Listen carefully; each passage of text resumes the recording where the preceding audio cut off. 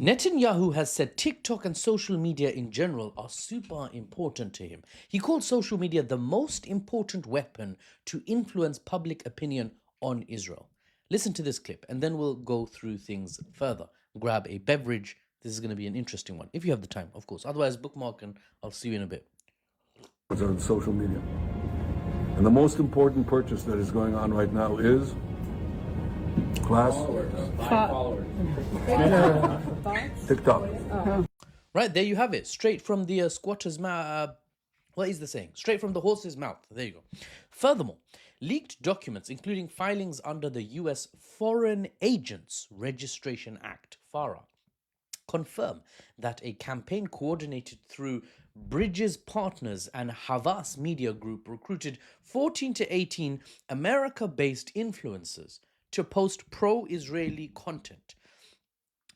News outlet The Jerusalem Post reports that filings reveal Bridges Partners was hired to manage an influencer network of people under the mysterious name Esther Project.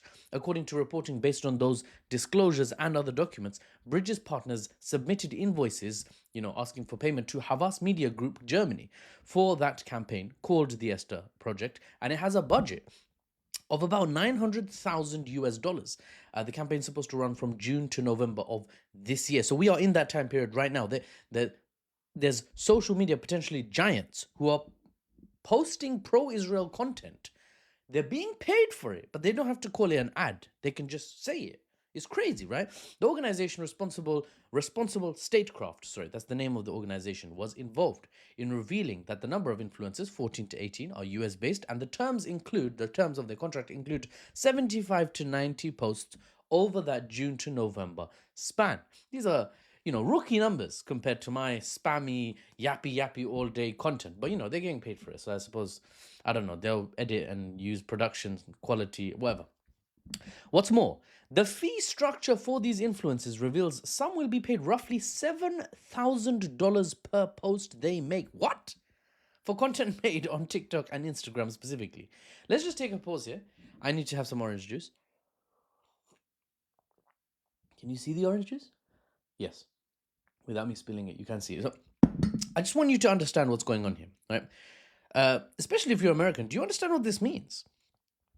My analysis, for example, brought to you, is free, right? Nobody pays me to make this analytical content. I would consider myself in the middle, unbiased in terms of reporting, right? You don't see any flags behind me. There's no Ukraine. There's no Palestinian flag. I don't end with, free Palestine or Slava Ukraina, Wakanda forever. No, I just give you the news. I do provide my analysis, which is, of course, subjective. But then I say, be free to research. I encourage you even to research for yourself to understand what's going on. And then if you want to take sides, as it were, take sides. That's up to you to go away and do. But I don't ask for any money. That's what I'm trying to say. To the best of my knowledge, pro-Palestinian content is very similar in that way. It's made for free. People just make it because they care about something. They want to share their opinion or they want to relay the news. And that's just organic. But pro-Israeli content, pro-Israeli posts, at least some of them, as we can see, especially from big creators, it would be fair to assume there'll be big creators, they're being paid the big bucks to post pro-Israeli content. It's almost as if facts and genuine reporting and organic interest would not work well enough for pro-Israel creators. On the pro-Israel side, it's just not good enough. So they need to pour money into the hole where authenticity would normally take up the space. It's interesting. It is very interesting to me. Now let's dig a little deeper, scratch below the surface one more level before wrapping this up, because it does get even more interesting. It does get more peak, one could say. The US, in terms of, indoctrination and propaganda available to the people, is cooked, as the kids would say, I think. I'm trying too much slang at the same time. Okay. Israel is paying the US digital strategist Brad Parscale, former campaign manager of President Donald Trump. Israel's paying them $1.5 million per month. You can look this up. To generate AI-driven pro-Israeli messaging at scale. Parscale officially registered themselves as well as a foreign agent under the US Foreign Agents Registration Act, FARA. Major details about his contract and registration are confirmed by direct FARA filings and has been reported, by reputable outlets like The Hill, Yahoo News, Axios, The Times of Israel, for God's sake, and Middle Eastern focused outlets and US based watchdog organizations. So it's clear the Israeli state considers social media a key front line and they're putting their money where their mouth is. They value it, and here's the cash to back it up. We do value it, really.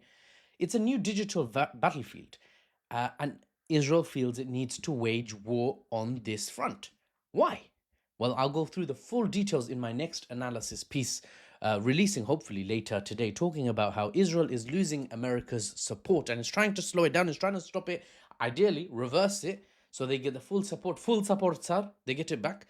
Both in terms of administration and the citizen sentiment in America, though, Israel is losing support, which might lead to the collapse of Israel's geostrategic ambitions for the future, and potentially, if it gets bad enough, it will lead to the collapse of Israel's current geostrategic position, which is Israel to be the leading power amongst the 5 leading powers in the Middle East. Egypt sits at the top, you have Saudi Arabia, you have Turkey, you have Egypt, middling powers, and you have Iran. I'm not saying Iran's at the bottom, but Iran's on the polar opposite in terms of hostility to Israel. So Israel's geostrategic situation is under threat. This position may not last long. Their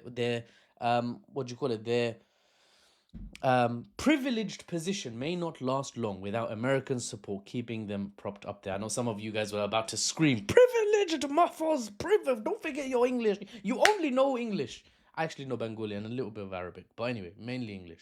Anyways, thank you for lending me your attentive ears. They probably don't stick out as much as mine, but my parents always said I've got like ears like a deer, so I can hear really well or something. Some copium. I hope you enjoyed this one. It was quite research and investigation heavy. I felt like low-key doing his investigative journalism. Don't forget to show me your support, whatever way that comes, financially through Patreon, or drop a long comment or a heart or a like on this video. That's more than enough from you guys. Share what you learn with others and keep learning. And for the unbiased news and analysis without the Western spin, I'm Muffles, or NewsBaba, or Muffles. I've got quite a few names now, haven't I?